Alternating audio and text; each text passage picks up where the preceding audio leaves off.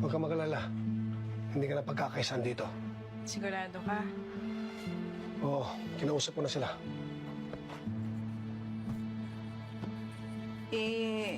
Paano si Tanggol? Baka mamaya balikan ako nun na. Hindi na babalik yun. Pero kung sakali magpunta siya dito, tawagan mo ako kagad. Dahil delikado yung tao yun. Halangang bituka. Sige. Sana nga hindi na siya bumalik dito kasi mas stress ako.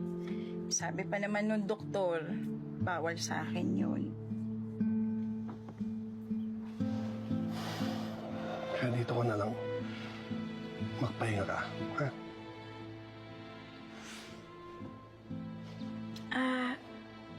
Tigol, pwede ba ako mag-request? Pwede ba na bumili ka ng ulam nating dalawa kasi hindi na ako makakapaghanda ng hapunan natin. Sige, akong bahala. Gusto ka sana, Liempo.